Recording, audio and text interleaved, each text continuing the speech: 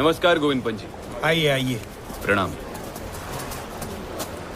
नमस्कार गोविंद पंत जी, आपसे फिर से मिलने का सौभाग्य मिला। मेरा भी सौभाग्य है श्रीमान। आइए।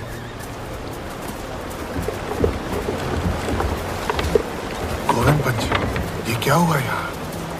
भीषण बरसात ने पुल बनाने ही नहीं दिया। जो बनाया था टूट गया, नावें बह गई। मैंने पूरा प्रयास किया श्रीमान, लेकिन प्रकृति से कौन जीता है।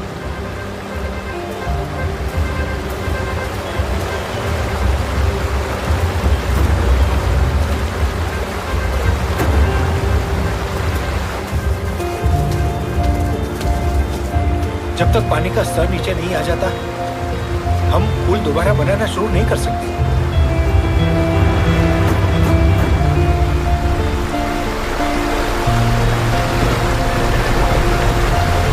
उस किनारे पर बहुत हलचल है।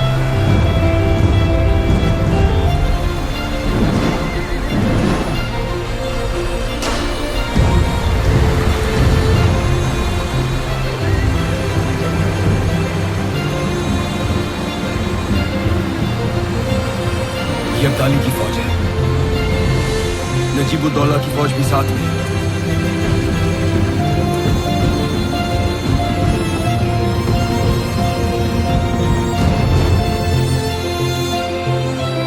ये दूसरे ध्वज किसके?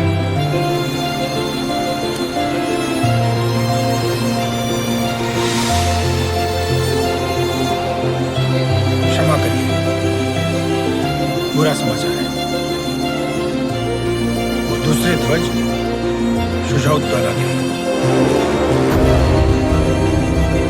उसे हाँ कहने के बाद जाहिर है वो पलट गए।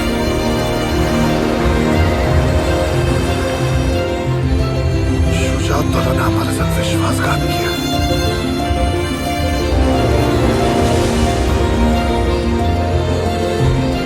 हमारे साथ सूरजमल जी हैं।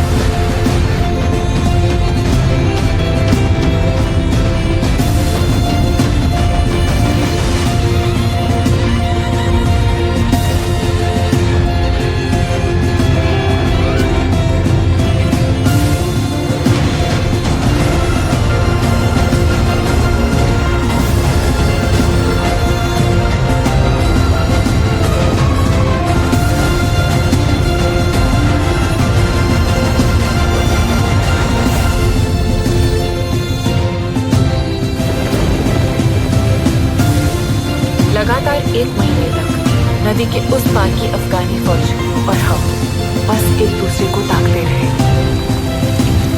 जो मुहिम अब तक उमंग को भरी थी, अब अपना भयानक चेहरा दिखाने लगी। श्रीमान, पुल नहीं बन सकता।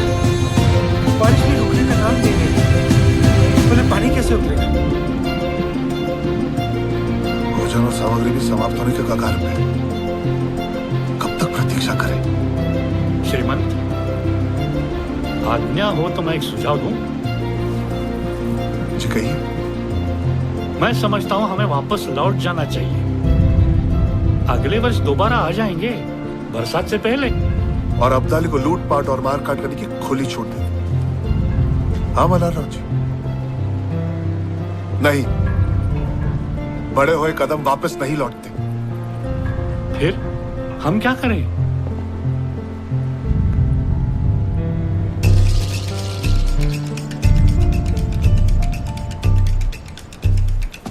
अगर हम नदी पार नहीं कर सकते तो इसका मतलब वो भी नहीं कर सकता। हाँ तो हम पीछे लौटने के बजाय आगे बढ़ेंगे। मैं नहीं समझो। राजा जी, हमारी योजना क्या थी? हम रोहिलाबाद में नजीब और अब्दाली को परास्त करके दिल्ली जाएंगे। लेकिन अब क्योंकि हम यमुना पार नहीं कर सकते, हमारे पास आगे बढ़ने का एक ही रास्ता है। हम यमुना के साथ साथ इस किनारे से लगकर दिल्ली की तरफ जाएंगे और दिल्ली हासिल करेंगे। और एक बार दिल्ली पे अधिकार जमा लिया तो हम वहीं से यमुना पार करेंगे और अब्दाली पर हमला बोल देंगे। ये बहुत अच्छी योजना है श्रीमंत। अच्छी है, सच ही अच्छी है। लेकिन काका, भोजन सामग्री के बिना हम दिल्ली तक पहुंचेंगे कैसे? सूरजमल जी, मल्हाराव जी, इस तरफ कोई ऐसा है जिसे संपर्क कर सकते हैं? जी, अब मदद के लिए कोई नहीं बचा। हम यहाँ के सारे राजाओं से संपर्क कर चुके हैं। एक संभावना हते सकीना बेगम पति के गुजरबे के बाद वो ही गद्दी संभालत रही है, लेकिन काव पे भरोसा ना करे और गठबंधन फटबंधन पे विश्वास ना रखे। सही कह रहे हैं। आप कहें तो मैं जा सकती हूँ। लेकिन वहीनी, वो किसी से मिलती ही नहीं है। एक औरत से मिलने के लिए तैयार हो जाए शायद।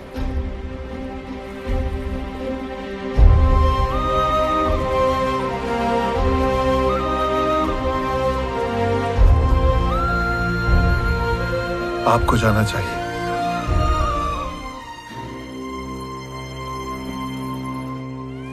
नम्रता और दृढ़ता ऐसी चाबियां हैं जिनसे कोई भी ताला खोला जा सकता है। कई संदेश भेजने के बाद सकीना बेगम मुझसे मिलने के लिए तैयार हो गई। चश्मे नूर, राहत दर्दे रियाया, जीनते मुल्क, बेगम सकीना तशरीफ ला रही है। श्रीमंत सदाशिवराव भाऊ पेशवा की धर्मपत्नी पेशवीन पार्वती बाई। तशरीफ रखिए।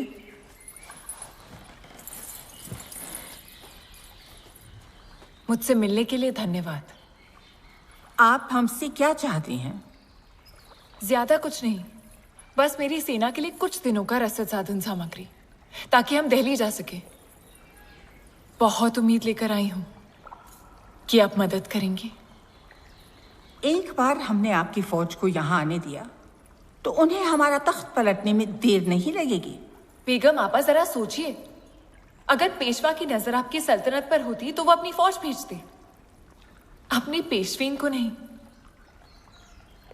मैं तो आपके पास दोस्ती का हाथ बढ़ाने आई हूं। पार्वती बाई, दोस्तों से ज्यादा डर लगता है। आप दिल्ली क्यों जा रही हैं? अहमद शाह अब्दाली को रोकने। तब तो और भी मुश्किल है। अगर हमने आपकी मदद की तो अब्दाली हमारी रियाया को तबाह कर देगा।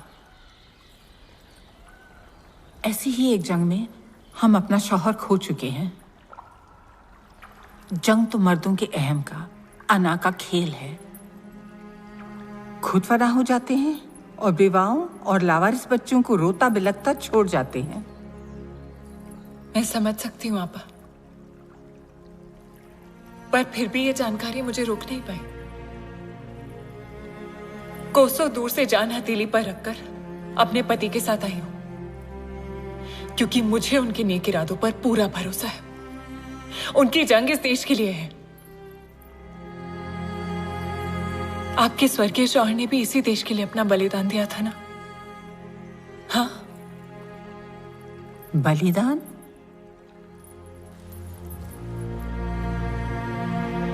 हाँ, बलिदान दिया उन्होंने। और अब आप अपनी रियासत उन्हीं की तरह बखूबी चला रहे हैं। हाँ। आपा, मैं जानती हूं कि ठीक मेरी ही तरह आप भी किसी शाही खानदान से नहीं हैं, और ना ही आप किसी नवाब की बेटी हैं। हम दोनों आम आदमी का दर्द समझते हैं, है ना? जंग में सबसे ज्यादा नुकसान तो उन्हीं का होता है। उन्हें बचाने के लिए हमें एकजुट होना ही पड़ेगा। हमारे मरहूम शौहर का भी यही मानना था, और इसी वजह से वो जान खो बैठे। अगर आज वो जिंदा होते और मैं उनसे मिलने आती, तो क्या उनका जवाब भी इनकार में ही होता? वो क्या कहते इतना बता दीजिए, मैं लौट जाऊंगी।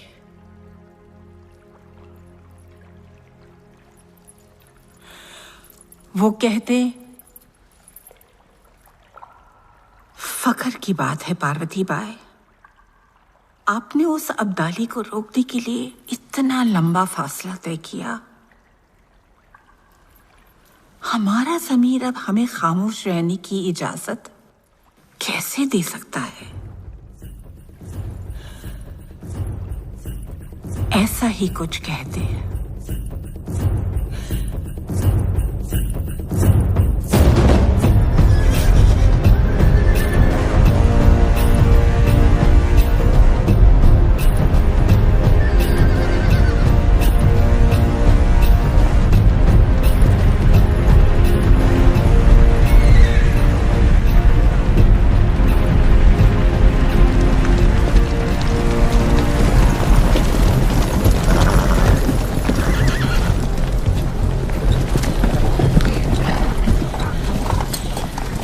बोरी मकई और चावल और 5000 सिपाही।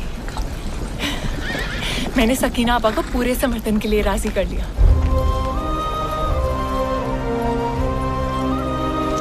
तुम सच में अद्भुत हो पार्वती। हमें अब एक भी पल गंवाना नहीं है। गोविंद पंत जी, आपकी 10,000 की सेना यमुना पार फंसी हुई है ना? जी। यमुना का पानी उतरते ही आप उनके पास वापस लौट जाइए और प्रतीक्षा कीजिए। मुझे जैसे ही आपकी आवश्यकता होगी मैं संदेश भिजवाऊंगा। जी सिमन। तो चलो अब्दाली के नाक के नीचे से दिल्ली निकालते हैं।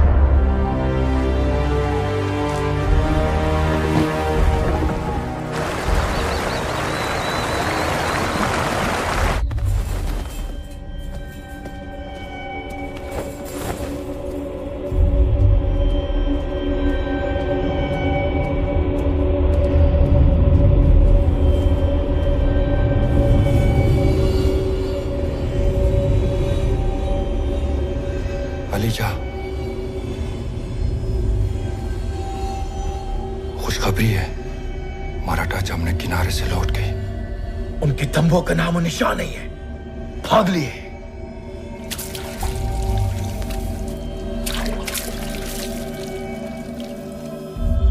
मराठा यहाँ से भाग गए। और करते भी क्या? इस बाढ़ के पानी में जमुना तो पार करने से रहे। जमुना ने बचा लिया उन्हें, वरना काफिरों को नेस्तनाबूद कर देते। मुझे नहीं लगता कि वो इतने जल्दी मैदान छोड़ देंगे। नजीब जी, पता करो कहाँ गायब हो गए।